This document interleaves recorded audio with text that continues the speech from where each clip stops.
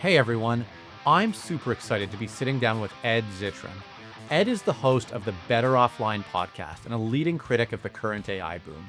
What I love about Ed is not just the passion he brings to his podcast, but that he always has the facts and the data to back up his skepticism and has a damn solid case that we should take everything we hear about AI with a grain of salt. I want to know what he thinks AI is good for and what's just BS. And maybe most of all, what will happen if he's right and this stuff can't deliver? And what should we be doing to prepare? Let's find out. Ed, super happy to have you on the podcast today. You're obviously the host of Better Offline. Certainly one of my favorite AI skepticism podcasts, if I can call it that. And for those who haven't seen it, maybe I'll start off by sharing one of the quotes I heard you say recently that I think sort of sums up the whole thing, which was you were talking about the AI revolution and you said, the thing holding back AI is it doesn't fucking work. Can Yeah. you unpack that statement and kind of the components of it? So if you look at what generative AI was meant to be and large language models were meant to stand for, they kind of were always set up to fail. They were meant to be this panacea of we're going to be the future of consumer software. We're going to be the thing that kind of restarts growth in software as a service. As I'm sure you well know, software as a service has been slowing since 2021. Actually, kind of before that, if I'm honest.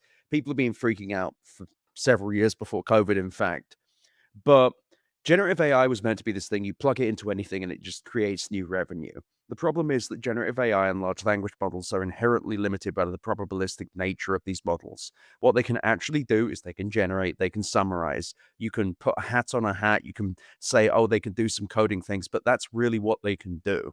And they have reached a point where they're not, well, they can't learn because they have no consciousness. So what they can actually do as products is very limited. It's very limited indeed, because what people want them to do is they want them to create units of work. They want to create entire software programs. You can't really do that. Oh, can you create some code? You can create some code, but if you don't know how to code, do you really want to trust this? You probably don't. So inherently, you've got all of this hundreds of billions of dollars of capex being built to propagate large language models that don't have the demand and don't have the capabilities to actually justify any of it. Right. And I think a lot of the argument that you're hearing is, well, the next version will get even closer and even closer. And, we're just around the corner from being able to deploy this at scale. I was going to ask you if you buy that. It's pretty clear you don't buy that. But tell me a little bit more about, why you think the inherent nature makes that, decreasingly likely. Well, I mean, we've been told that for several years now. We've been told for years it's just around the corner, any minute now. It's kind of like waiting for a bus, except the bus will never come. More of a waiting for Godot situation. Yeah. Everybody's been saying, oh, these things are getting exponentially better. They really haven't. They've been getting more powerful based on benchmarks that are rigged specifically for them, because you can't just test them on real things. So everyone's been saying, oh, they'll get more powerful, they'll get cheaper. And while they've got more powerful, their actual capabilities have mostly stayed the same. Other than reasoning models, which have really are kind of a technological hat on a hat. They are, oh, instead of saying you ask it to do something and it just spitting out what it thinks is the answer, it will sit there and generate an action plan and execute that as best it can.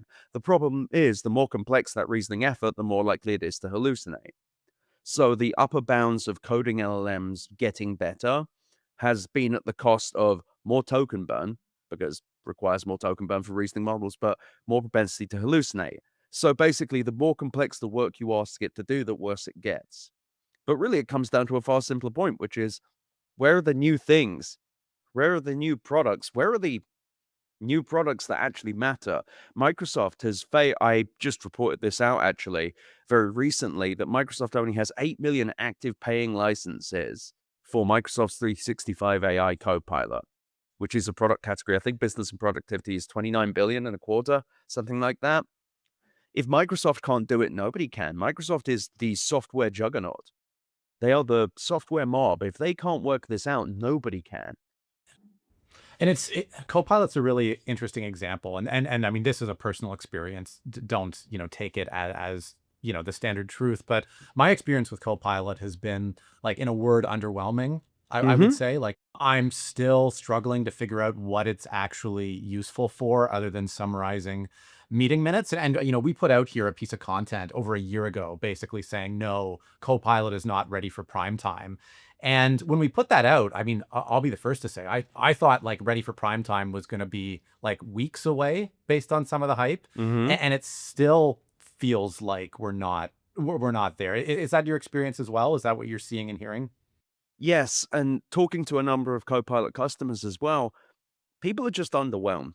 People don't know what to do with it, and I think that that's probably the biggest problem. It's not just that it's underwhelming at the things it's meant to do, it's not really obvious what it is you're buying it for. They just announced a couple weeks back, oh, they've released Vibe Working for Excel and Word. It's like they're quite literally saying, "You work out what it is you're meant to do with this." Very it's actually kind of nasty. I don't like it. I don't like the idea of paying for software that I have to work out the value of. That's not how this works. It's not buying a computer. This is a software product. And I mean, the truth is that LLMs can't do anything that we really need them to in Word or in Excel. They can't really do that. I can't even think of what I'd want them to do. Like what possible I'm writing the words. I'm filling in the data in Excel. I guess the only time I've ever found ChatGPT useful was when I asked it how to do an Excel formula. Hmm. Like, how would I work this out in Excel? And then I went back to Excel and I worked out how to do it from scratch. I wouldn't trust an LLM to do anything with my own data. Not even because I think, though, people really get ahead of themselves on this one. I think it's important to say. I don't think Microsoft is training their models with your Copilot data in 365. That's not what I'm scared of. I'm scared of not bloody trusting the numbers. Also, I want a human to look at that. When we hire a person, we're not just hiring them to do a job. We're hiring them so we can kind of distribute the risk.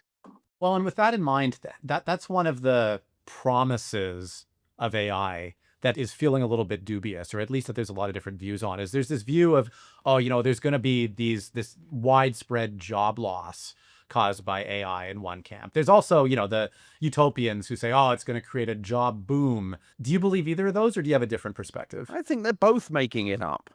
Right now, the jobs that this is replacing are translators, which they've been trying to automate them out for years and years and years with machine read translation, and SEO people who, I mean, for the most part, I think that's a job where you're already operating on the fringes of what a job it is. And I think there are good SEO people and a lot of bad ones. And I think that the good ones will be fine because good SEO isn't generating copy. It's understanding how the internet works. But nevertheless, the chum level. But I think the only jobs that are being really replaced are jobs where the boss was already trying to fire people and had already been doing it. I think that on both sides, it's a farce. If you use these models or talk to anyone who uses them regularly, you are not coming away with it saying this can replace a person. You are not coming away from it saying, from 6 months ago to here, I am inspired to believe that this can replace a person. Go and sit on any of the subreddits of Replit or Lovable or Cursor or Claude, and you will see that there is no one on there building their own software just with LLMs. The people that are able to build functional software with LLMs are people who can already code. And there was a study a couple months ago and came out in the Register where it was engineers using large language models were actually slower. So it's kind of, the whole thing's kind of farcical. And the idea that there'll be more jobs, again, that's just the kind of wanky way that people go about it. It's like, oh, there'll be jobs training the model. It already exists. There are already jobs training the models. But it's like, oh, there'll be AI factories. What does that mean? None of these people actually think further than one sentence. If you work in IT, Infotech Research Group is a name you need to know. No matter what your needs are, Infotech has you covered. AI strategy? Covered. Disaster recovery? Covered. Vendor negotiation? Covered. Infotech supports you with the best practice research and a team of analysts standing by, ready to help you tackle your toughest challenges. Check it out at the link below, and don't forget to like and subscribe. You mentioned like the subreddits and the idea of asking people who are actually interacting with these on a daily basis. And this is one of the strange and kind of disturbing things about this to me, is it feels like what you hear from CEOs or from business leaders is starting to feel more and more out of sync from, what you're hearing from boots on the ground. So when you hear, some of these clips where a CEO says, "Oh, well, we're actually doing, mass layoffs because we have AI efficiencies." Do you just see that as pure opportunism, or is there more under the cover? It's opportunism, but I challenge anyone who reads any announcement where they said the CEO says, "Oh, we've replaced AI, we've replaced people with AI." Actually read what they say because they never say that. Not once. What they say is, "Oh, we are being more efficient and using the power of AI to be more efficient." They're not saying they're replacing anyone other than Mark Benioff, who is just a liar. He's a liar. Like I rarely just say that people lie, but I think he says 30 to 50% of jobs inside Salesforce are automated or something, just nonsense. And I've talked to people in Salesforce. They back up what I'm saying. And that's the thing. These people, they will say what they need to because they know the people investing in the market, they know the big hedge funds and all that. They know for a fact that those people don't know anything. They don't know shit about fuck. Everything is a great big vibe for them. And thus people are I mean, these are just craven, cynical liars. They're not replacing anyone with AI. They want you to believe that because the media will pick it up and run with it. So let's stick on Benioff for a while, and Mm. some Oh very direct God. words there that we should Ugh. that we should probably unpack a little bit. I mean, Benioff's big thing, whether you believe him or not, is going all in on agentic AI, and they're building these products to help people go agentic. In your own view, why is that BS? And assuming that it is BS, how do you see the next handful of months or years unfolding for that organization as they have to cope with not actually having the product or service they've been suggesting they do? Well, let's start with the most obvious thing, which is that Salesforce's own CFO said back in March that they will not see growth from AI this year. That feels like the biggest indictment of all of it. Second, June 26th, 2025, Mark Benioff says AI is doing up to 50% of the work at Salesforce. That is a lie. Like that's a lie. I'm sorry, he never has to prove himself. He just says this crap. He is lying. That is a lie. There is no way that that's happening. And to say that, I'm actually shocked that there is not regulatory action taking place because that is nonsense. But Agent Force sucks. People don't like it. The information is reported repeatedly how people don't like Agent Force. It doesn't do what they say it needs to. There was an internal Salesforce research paper that came out that said the agents fail, I think 52%, they only succeed 52% of the time on single step things, like single step tasks. So I ask the agent to do something and then it does something. And they only succeed 32% of the time on multi step. So that means ask agent to do something, agent books an appointment, agent goes and looks something up. That's terrible. That's Yeah. runs completely contrary to agents and Agent Force. And a few weeks ago, they announced something along the lines of, "Oh, they've got a new internal AI and autonomous coding tool called Vibe Cody." They're out of idea. Everyone's out of ideas at this point as Vibe this, Vibe that. But if you look in the illustrious history of Salesforce, he's been promising Einstein AI since like 2016. Mark Benioff loves getting on stage and saying that AI is the future, but AI never seems to do anything at Salesforce. So let's come back to that idea of agentic is all hopped up, and half or more of these capabilities don't actually exist. In your view, we kind of touched on it, but like, what are the actual reasonable capabilities or use cases we can expect from it? Like, clearly in your mind, it's a lot more limited than what it can't do. Like, what can you actually expect from this stuff? Hmm. Not most of the stuff they're saying. I think the Carl Brown of the Internet of Bugs said it really well. He's a great YouTuber covering 35 years in software engineering. It makes the easy stuff easier and the hard stuff harder. So if there are sections of code that you need to very quickly do, if you have a very character-heavy coding project, Nick Suresh over at Ludic as well said this. If you just need to generate a lot of quick bits of code that you can look over and manually see, great. That's really it. You can't really build entire software projects with coding LLMs. I guess RAG search is kind of useful. It's a slightly more efficient. I don't even know if it's more efficient search. That's the thing. I'm not even being a cynic here. I'm really must be clear. I'm not sitting here being like, oh, it all sucks just because I want, like, I don't care. I don't want it to or don't want it to. I'm simply stating what I've seen.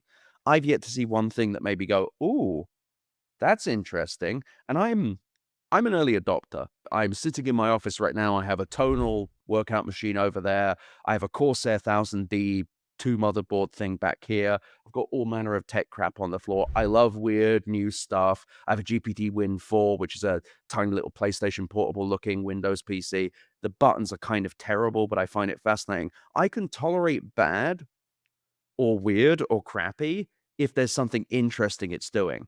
Nothing out there doing this. I really mean it. That's really, I think, the crowning glory of this era. How goddamn dull it is.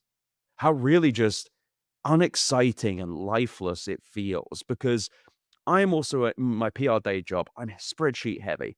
I'm in the spreadsheets all goddamn day. I hate it. I pray for the end sometimes with the amount of links I have to put in a document. You would think that I'd be able to say, look up everything written in the last week by this client, and I could hit a button and it would spit it out. I tried to get Manus, an agentic AI, to do for my own name. I said, from the last year or 2 years, get me every link that mentions me. Should be real easy, right? Should be the thing that this thing is. I watched it write constant like lines of Python, just like crunching numbers, obliterating compute to get me 10 goddamn links. I think I've had at least 50 citations. And I'm not even tooting my own horn. I'm just saying very easy to get this right. Like should be very easy. But even on the block and tackle, most obvious use cases, it doesn't do it. I don't have much use for generating text. I really don't. But even if I did, the text it generates sucks. And I've sat here and tried to work it out. I can't think of an actual use case that would change my mind anymore. Because, it could organize your calendar. Can it? Because the whole reason that you have a calendar organizer or you have an assistant is it's not so that they can manage your calendar. It's so that you can trust them to. It's so that you can say, find me a time like Tuesday to Thursday and make sure that it doesn't get in the way of some crap I have on. If you have to handhold an assistant, it's not an assistant. It's an intern at best. It's an intern that never learns. And so I'm really sitting here trying to think, okay, what would be the thing? If I guess generative search was really powerful, but even then, it isn't. And I've used the very high-end generative search products as well. It's just also distinctly underwhelming. And I'm trying to be fair here, but it's really underwhelming. You summed it up, I think, really well with the word trust, right? Like it feels like trust is the biggest barrier to this thing being no. I mean, you're right, but I think it's simple. It's trust is part of it, but it's the fact that it doesn't work. Right. And Right. and even if it never will because the limitations of probabilistic models, so you can't trust them, so you're right. But I think when you say trust, it's very easy for people to get tied up in that and go, well, maybe they could build up trust. No, it's that because you can't. Like, if you let them off the hook and say, well, build up trust, it means that they can get you to kind of efficacy. No, you can't. The whole point of automation is it needs to be unilateral. You can't leave something to control other things if you can't trust it, to your point. But the reason you can't trust this is because probabilistic models are not operating on defined rules. You can try, and they're really trying with deterministic stuff, but damn, is it not working? Well, and that's exactly where I was going with this. That the trust is not, in your view, an iteration away. It's an impossibility of the fundamental structure of how this technology works, right? Yeah. The probabilistic model. But to me, listening to everything you have to say about this, it feels like, and you mentioned, your love of technology and early adoption. It feels like this not working is only a fraction of what's kind of drawn you into this. Like my sense is that like what really pisses you off is this layer of what feels like collusion in tech and in the media. So like what's going on there, and like how have you seen it develop over the last few years? And do you have any sense that it's going to get better or worse? So collusion, I don't think is happening with. I don't think the media is colluding. Just want to be abundantly clear there. I don't think the media is doing their job. I don't think the media is sitting here trying to work out what this stuff does. I think they are accepting the company line. I think across the tech industry, they've realized they've hit a wall, that there are no more hypergrowth ideas. We don't have a new cloud. We don't have a new smartphone. We don't have a new anything.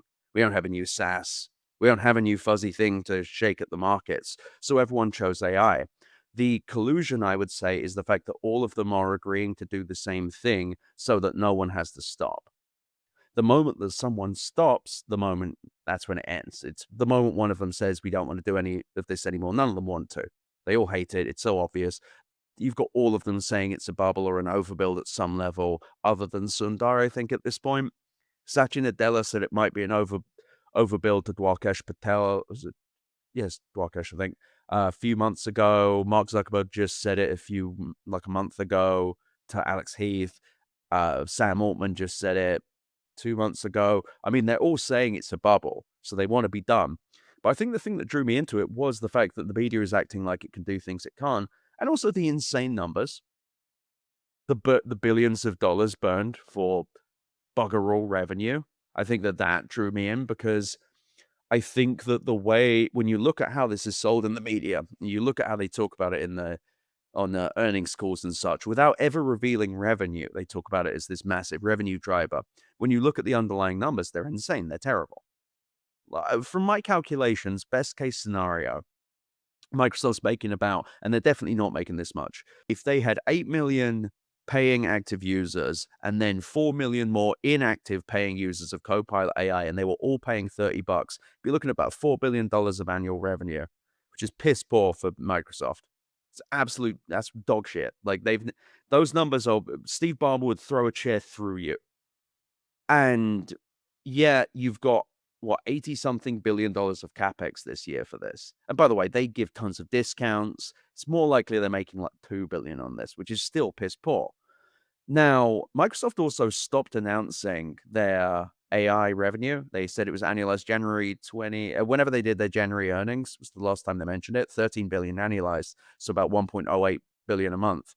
Again, they stopped saying that number, yet they still say AI is this amazing thing. If you think something's amazing, why aren't you telling me how much money you're making? And the answer is they're not making the money. It's very clearly not going well.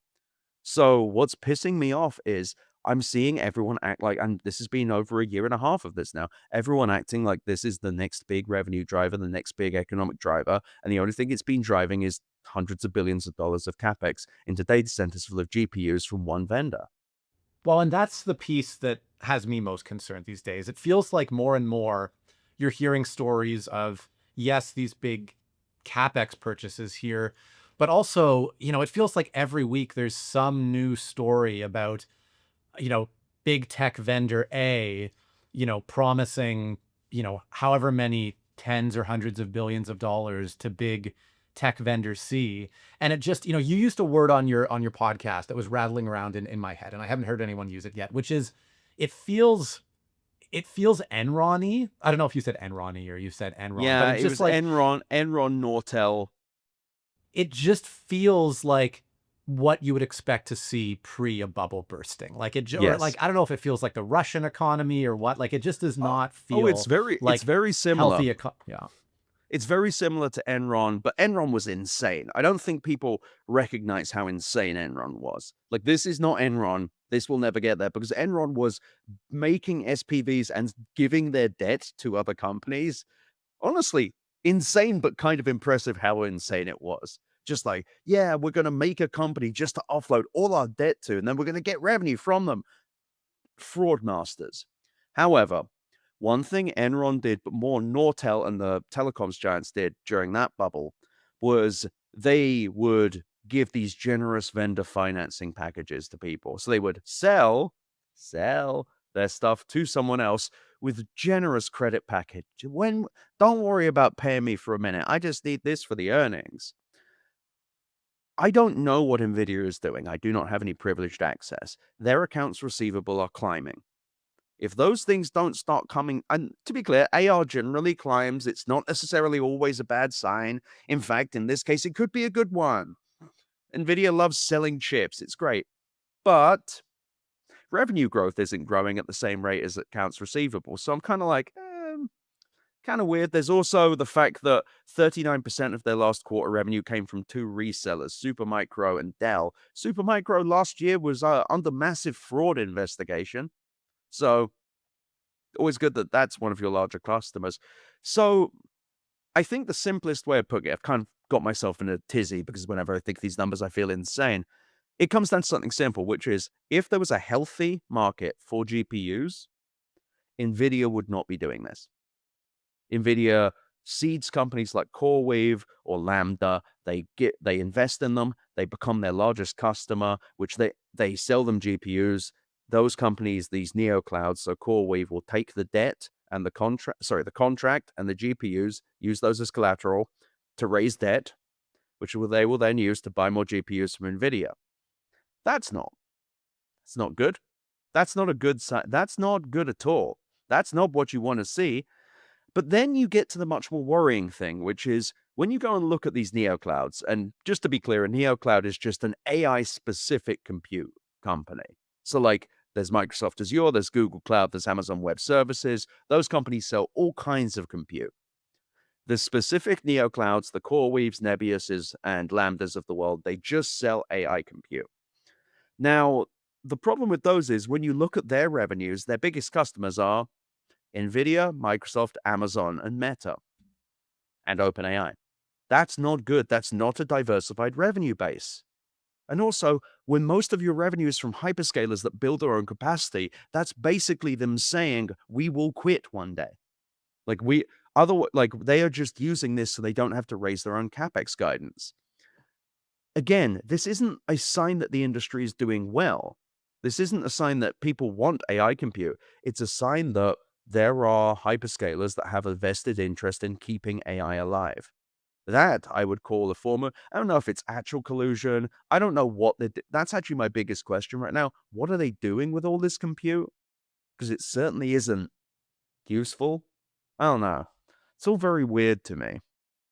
It is weird, and you keep seeing these headlines, and to your point, if you read past the headline, it feels like every number you read should have an asterisk beside it, right? Like every time Yes. you see something going on, it's like, well, we're going to invest this much money, but it's contingent on A, B, and C, and Yeah. it's circular, and like it's tough to really understand what's going on.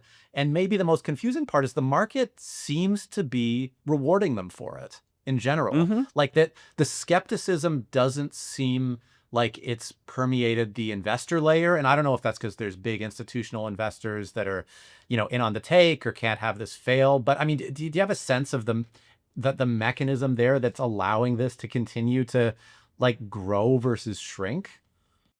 I think that it is far simpler. I think the markets are run by babies. I think that they have the institutional knowledge and emotional intelligence of babies. It's that simple. Oracle announces a $300 billion deal with OpenAI and the market goes psycho. $300 billion over 4 years or 5 years. That number keeps changing, by the way. And the market goes, oh, they're squealing and oinking and rolling on their backs. It's disgusting, but also unrealistic. OpenAI doesn't have that money. And everyone is saying that now. Oh, OpenAI doesn't have the money. Boring. That's dull. That's tired. You know what's wired? Oracle doesn't have the capacity. OpenAI can't afford to pay Oracle, and Oracle does not have the capacity. It takes about 2.5 years per gigawatt. They need 4.5 gigawatts to serve this contract. By my calculations, they will only have 1.2 gigawatts by the middle of the fiscal year 2027, when OpenAI should be paying them $30 to $60 billion. I forget which one it is. The point is, if the markets even sat there for a second and thought about it, they would be panicking. I'd be panicking. This is panic worthy. And what's crazy to me is I don't have a finance background. I was like the dumbest guy in my I went to a private school in England, miserable time, or worst time of my life. I was the dumbest kid in the year, every year, without fail. I learned all this stuff myself, and this feels very obvious. But when I talk to like hedge fund managers, they go, "Ooh, really? Ooh," and it's like, "What the fuck do you do? What do you do all day? Do you read anything other than Excel? Do you Vibe Excel? Do you use Vibe Excel? Do you use Copilot? All of these AI boosters. Also, if you ask them whether they use AI, they get very nervous because they don't really have an answer. But putting that aside, the markets want AI to exist. They want it to do the thing because once the markets accept, I don't even know if they fully understand this. Once the markets accept that AI is not the thing, they will realize that there are no more hypergrowth markets in tech and they will start punishing every tech stock. That's inevitable. But right now, Nvidia is the fastest, most strongest, most biggest company that ever did big company anything. So yay, more number go up. Who knows if number will continue going up? But I think that on top of all of that, I think the market has an unhealthy relationship with Nvidia. Nvidia's last quarterly earnings, they had 55% year-over-year growth. The markets were pissed. The market's like, what is this? What? Because I think 2024, the same quarter, they had 265% year-over-year growth. So the markets are babies. Still babies. What's crazy is if Nvidia was to, in a year's time from their last earnings, make 55% year-over-year growth, they'd be selling $72 billion worth of GPUs in one quarter. It's not sustainable. None of this makes any sense. It's all this short-termism bullshit, and it's going to hurt retail investors. So let's talk about those retail investors, because there's, we're talking about words like inevitable, correction, and which I completely agree with you on, by the way. Yeah. Assuming there is an inevitable correction, and I'm curious, you mentioned earlier that as soon as the first tech company kind of says, okay, we're like putting our foot on the gas here, that's going to be the first domino in the series. Who is most at risk here? Is it the tech companies? Is it retail investors? What kind of impact could this have on the broader economy? So Nvidia makes up 7 to 8% of the S&P 500. So that's where we should Wow. start. Then, yeah, it sucks, man. The Magnificent Seven makes up 35% of it, I think, which is Nvidia, Microsoft, Meta, Google, Amazon, Tesla, and Apple. I think there's 7 of them. Jesus Christ. Nearly said the Magnificent Eight there. Very bad. No, so first of all, it starts there. So if you are invested in the market, you're probably partially invested in the Magnificent Seven. I think that there are also a lot of unfortunate retail I don't know this for a fact, but I get the sense that there are a lot of unfortunate retail investors who may be heavily short up with Oracle as well because of Oracle's big growth burst.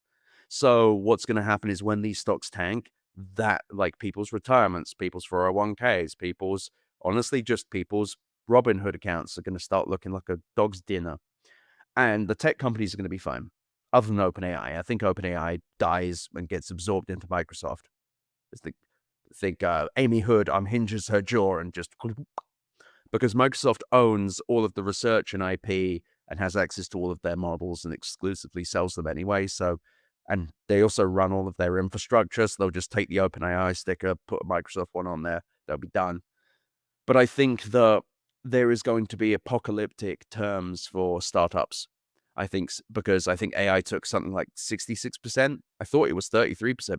I got told recently it was way more than that of startup funding in the US. So you're going to find a bunch of venture capitalists who can't raise anymore. Their limited partners are going to say, go fuck yourself. Because the other unique thing about AI startups is because it's so resource intensive, because the cost of running these models is so horrible. These companies have had to raise all this money and then only to find out that they can't sell because it's really easy to clone the products. Because all of these products are just wrappers of GPT or Claude or what have you. Because in previous booms, sure, you would be building cloud software in code languages, but your ingenuity as a coder or as a systems engineer, the systems you could build were your own IP. You could build really fundamentally strong IP. With LLMs, you can't. You'll notice that no one has a profitable company.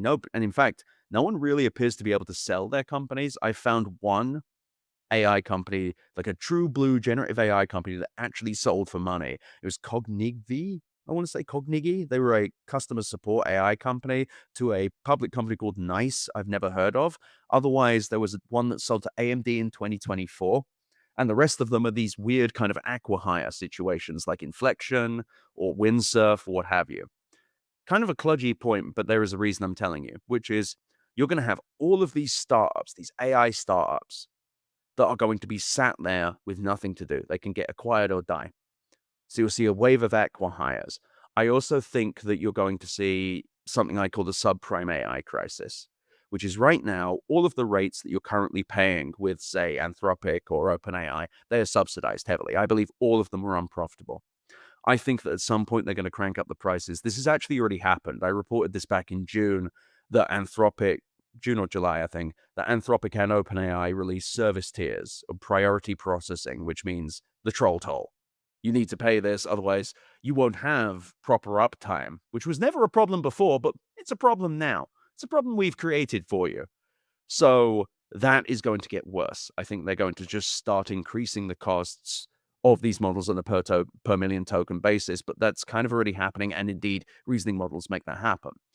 But again, kind of a kludgy point, but there is just a setup here where all of these AI startups have no horizon, they have no future. There will be no way to turn them profitable, there'll be no way to get them acquired, so they will die.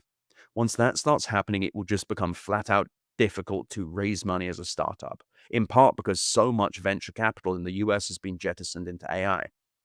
So you're going to have venture capitalists who can't raise, startups who can't raise, tech companies are going to take a haircut in the public markets. This is going to fuck over retail investors, like regular people that invested in this, who believe the headlines, who believe that AI was taking jobs, that believe that AI was getting exponentially more powerful, saddled in Nvidia and Microsoft.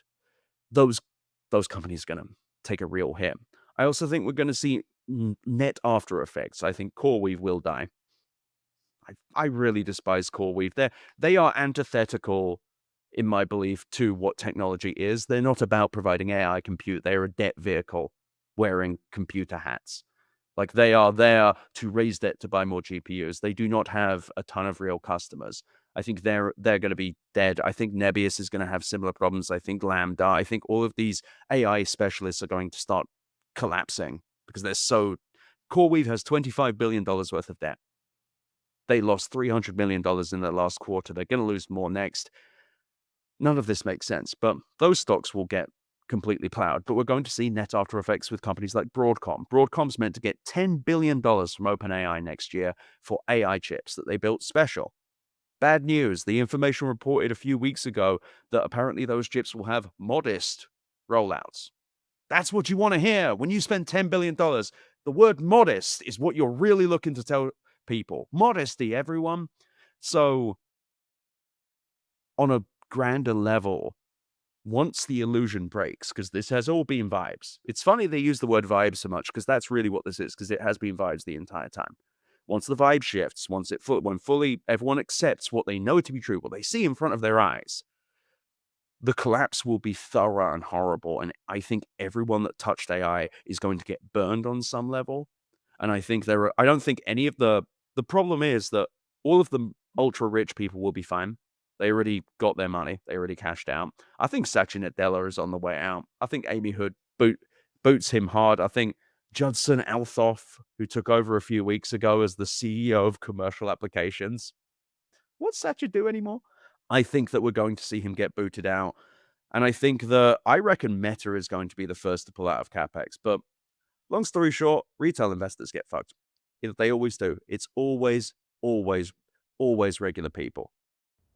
So, with the regular people in mind, and with this forecast, which, as I said, like, to me, inevitable is a word that is in my vocabulary for it as well. If you're a business leader right now, or you're an investor right now, like, is there anything you can do differently to, limit your exposure or make this less bad, or even help, like, at an individual level or even at a broader level to try and make the popping of this less dire for the broader economy? Really depends who you are. I don't have any stocks. I'm a psychopath. I live in cash. People are like, you should have short positions. No, it's far weirder when you know that I just do this for the thrill. But my general thing is like batteries and EVs and solar, like they are the actual future. I don't know for this. The current tech industry is so divorced from actual value creation that I don't know what the hell to do with them. I think that on an organizational level, it's time to walk away from AI commits. There's no reason to be doing this anymore. It's a waste of time and money. If you have said the words train people for AI, you are being conned. The wallet inspector has got your wallet. This whole thing of we need to train people for AI is gaslighting. You are being gaslit by software.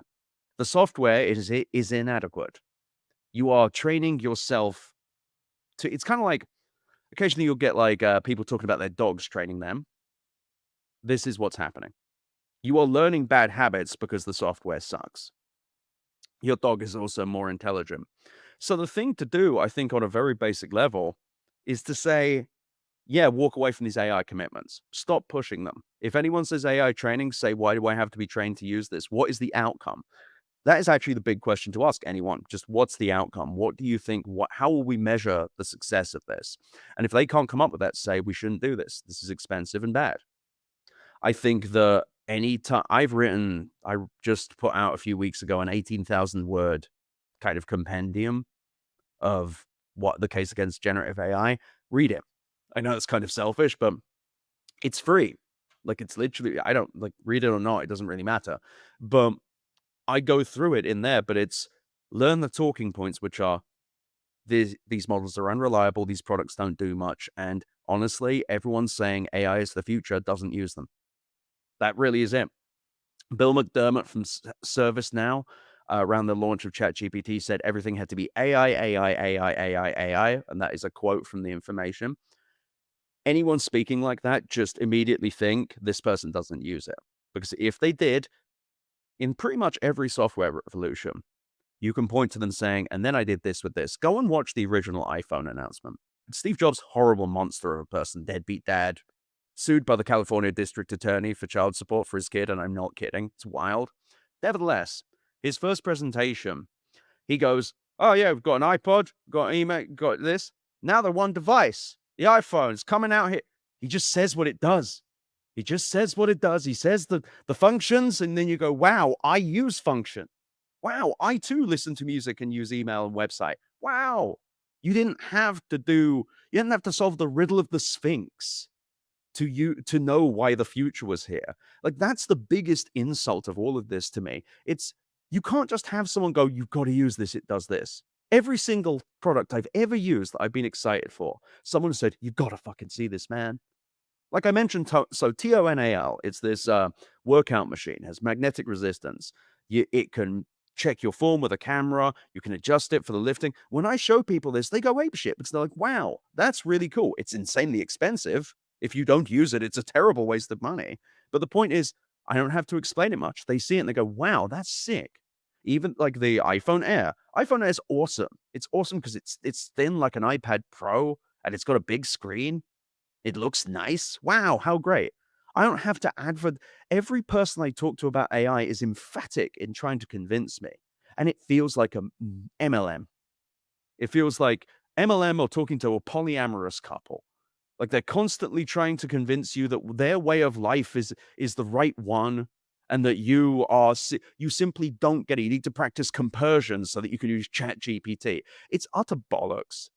Like I said earlier, I'm an early adopter. I love new tech shit. I'm willing to look past wonkiness because I'm like, all of the current handheld gaming PCs, for example, like the ROG Ally X or the Lenovo Legion, I think, they're wonky. They have wonkiness to them, but they're cool. You're like, wow, I can see the future in this. It's like a PC, but it's like a game console. Wow, how amazing. The new AirPods 3, well, they fit better. They sound good. Ooh, they can measure my heart rate. I know what I do with that. ChatGPT.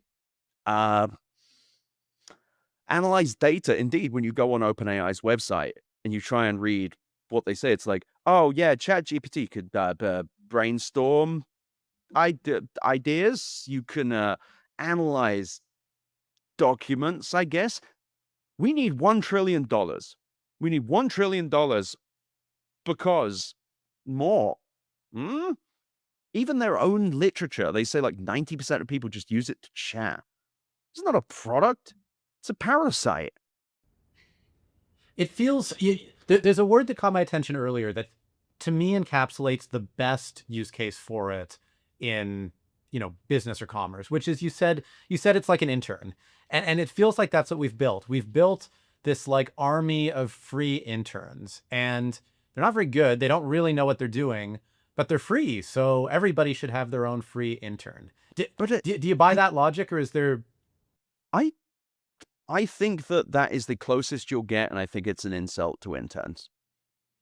Because an intern, even the dumbest intern you've ever met, who does not understand anything, understands more than this because these models don't understand anything.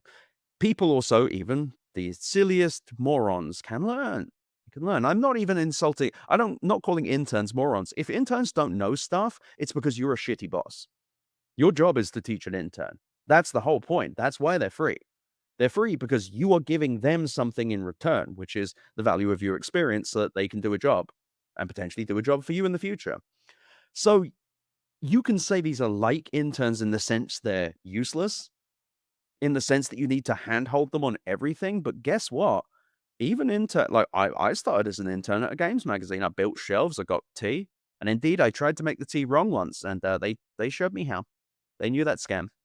Respect to Mike over at CVG magazine, but it's about as close as you'll get, but not close enough because an intern can learn. And also the very existence of an intern is that it will grow, that an intern will grow. That's the whole point of having them. An intern that stays trapped in amber at a certain level of incompetence is useless.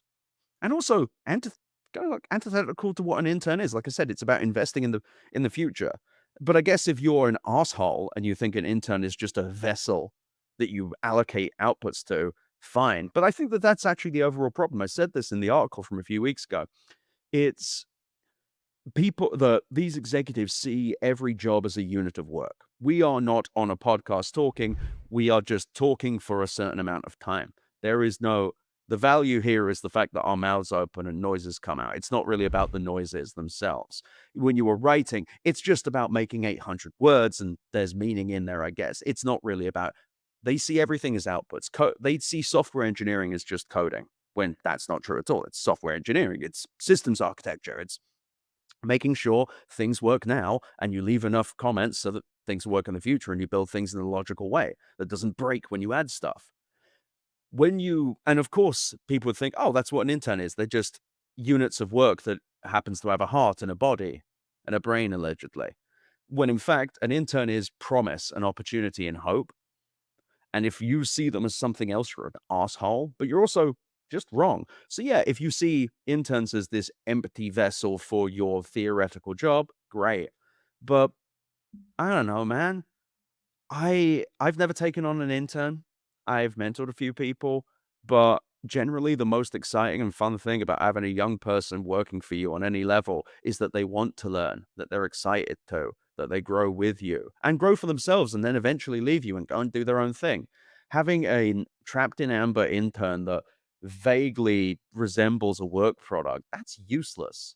But I guess when you're an asshole who doesn't do any real work, not saying this is you, by the way, just to be abundantly clear, just really want to not insult you because it's not what I mean.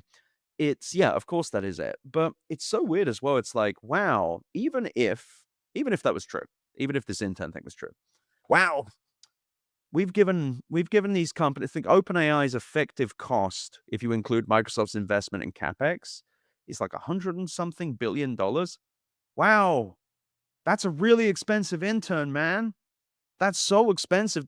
We made crappy interns. We made flash frozen interns. Jesus Christ, how depressing. We 20 years ago we had the ability to condense computers into little frames. Laptops are incredible. Like we've actually had innovations in the last 20 years that are insanely amazing. Like this is actually a side rant which I'll stop. But like we've had amazing innovations. This isn't one of them. So I want, I want to talk about amazing innovations. I think the intern piece. I mean, well said. I think we've probably beat that topic to death at this point. No, I think we're aligned. I think so too. Innovations. You mentioned things like batteries, like solar power. You're someone who's obviously very passionate about new and emerging tech. What technology that's up and coming actually excites you? That's not AI related? And what tech companies, if any, do you actually see doing really interesting work? So I like Anker, Anker, because they keep making interesting and fun things. They've got these little they like look, I didn't really understand woman buying shoes before until Anker. Now I understand because I do it with batteries. They release a new battery. I'm like, credit cards out because they keep making using was it gallium nitride. They found a way to basically condense power to a way that you can get a little power brick. I'm trying to think like half the height and width of a Diet Coke can with a retractable cable that charges at 45 watts. This sounds minor, but that can charge a Nintendo Switch. I can charge a MacBook, I think a MacBook Air. That's cool. That's cool as hell. They have this thing called the Soundcore X1 Pro, which is just a giant wheelie projector. And it can keystone, like you can put it at a weird angle. It can project onto things. It has the speakers built in. It's all like wireless. That's cool. I think that was it BID? Well, like the electric car company in China, their cars aren't nice, but driving down the price of electric vehicles is cool. I also think I have complex feelings about Waymo, but I've been in one and it's the first time in a while I've gone, ooh, wow, that's new. That's cool. I mean, that's something. And I also think that, I don't know, you've got is it Framework? There is a laptop company that I really wish I remember the name of, where you can put the laptop together yourself. It's built specifically for right to repair. Cool as hell. I love it. And I also think that the new generation I think within 5 years, we're going to have insanely good handheld PCs. I think handheld PC gaming is going to be huge. I think it is way too expensive right now, but even now, it's so cool. It's so cool. We're in the golden age of mobile gaming right now, which is insane. I thought it was dead because I thought cell phones with microtransaction crap had ruined it. But no, that it's exciting and it's cool. And I think just batteries are getting smaller and more powerful. With that, we will have new form factors. We will learn new things about what we can build. And I'm going to say something really controversial. We are not there yet, and I don't know how long it will take, but the Apple Vision Pro proved that there is a new computing form coming. I think there were entire 10-minute periods with the Vision Pro where I was like, wow, this is the future. And then there was the rest of the time. Then there was the rest of it when the thing moves slightly and you can't see properly, or it's slightly out of focus and you're dicking with it and you're not sure if it works properly. Sometimes the poking doesn't work, but when it does, and to be clear, I'm very clear this product should never have been released. It's way too early.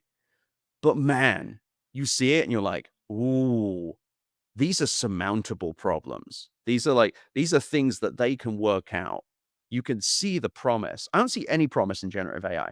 Nothing that's happened has made me go, ooh, what could they do next? Vision Pro, yes. Even I haven't tried them yet. The Meta Ray-Bans, I don't think anyone should wear them. I think they are just cruising for a bruising wearing them. I think the idea is sick. And I think that there are accessibility options. Like a friend of mine works on a company that does accessibility stuff with AR. I think that that is incredible. I don't think AR is ever going to scale, but I truly think like front worn, whatever you call it. Like, I don't want to say wearables because that can mean anything, but I think that AR has possibilities. I don't know if it's a hyper growth market. None of these things I think are $100 billion market cap companies. What I do think they are is cool. I think they are cool. I think it's an interesting way of looking at the world. And I don't know. I'm excited to see some new stuff. And it kind of to wrap it back around, that's kind of the depressing thing about AI. It's so dull. It's so boring. I've never been more bored with a tech revolution in my life. And I used to represent platform as a service companies. I've not had to say Kubernetes in a long time, but even thinking about it makes me slightly sad. That was more exciting than generative AI. At least that's like, oh, we're going to. Sorry, I'm rambling. It's just the tech industry is capable of doing cool shit. It's not doing it right now at scale. Right. So there's one more angle I wanted to take kind of around the AI thing, which is one of the quote promises of AI is that it's going to in some way transform the future of work. and work is going to look so different in 6 or 18 months than it does right now. And we've debunked a bunch of that in the past hour. But I did want to ask you, Ed, is there like, from where you're sitting, what does the future of work look like over the next handful of years, if it's at all different from now? Like, what do you think we'll see more of? What do you think we'll see less of? And how is that going to evolve with or without AI? I think it's going to look much the same. I think the biggest problem that they have right now is that on top of their, oh, this is good. It's just an idea I had, but I think on top of that, there is no innovation within business software left. And maybe there is somewhere, but to innovate business further, like really, this is scary to say, I realize, to actually like enterprise software and stuff like that, they're out of innovation because enterprise software was never about innovation. It was about taking industries and disrupting them. There was all that was. There was never, it was modernizing rather than innovation. So the future of work is a problem that they've had for a few years with the remote work era because they desperately wanted people back in the office because they realized, oh crap, that's remote work makes it really obvious who doesn't do anything about my company.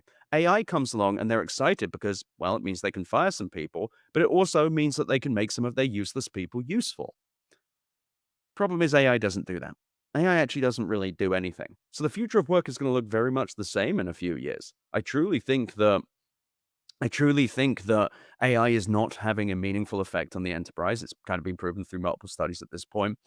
And that's because the modality of our jobs have stayed mostly the same. We have the ability to record stuff thousands of miles away, hundreds of miles away. We have the ability to send large documents and process large documents in the cloud. We have the bits and pieces. What we don't have is technology that makes us better at our jobs for the most part, because a lot of the jobs that humans do within software are very much human driven. The actual tasks are not the output itself. They are the ability to understand all of the stakeholders and all of the context and all of these things and bring them together in a task that might seem simple, but is actually a combination of institutionalized knowledge and context. You can't automate that. You can't automate person to person. You can try, and they've been trying, but it doesn't work. So I think that we're going to see very possibly a kind of existential crisis within the world of work. I think once the AI boom goes away, CEOs are going to sit there and not really know what to do next. Because the big thing, the reason that CEOs love AI as well is when you're a CEO, it's not really obvious what you do unless it's spend money. If you spend money as a CEO, that means you're doing stuff. AI lets you spend money. And once AI's gone, what the hell are they going to do? I don't know. Maybe they'll Well, have and to do work. yeah, the picture you paint, I think, in some ways, like, comes full circle of why the promises of AI and its capabilities are so alluring, because they present there's this, oh, we know what the future of business or the future of work or the future of enterprise software looks like, and it's going to be so much more efficient, and we're going to have so much more, capability or quality. And if the alternative to that is saying, putting up your shoulders and saying we've got nothing, that's a hard pill to swallow, right? Yeah. And I think the remote work in the COVID era really showed how many bosses don't do a goddamn thing. And I think it showed a bunch of managers that didn't either. AI gives them the exciting idea that they can pretend they do work, which is what they've been doing already, but actual work would come out. And I don't think they have an answer. I don't think anyone does. I think that this is everyone's caught with their pants down here because no one was thinking too hard. Well said. Ed, I know we're kind of at time here. I wanted to say a big thank you for coming on the program today. Really Thank you for having me. insightful. Love the conversation, and I really appreciate it. Thank you.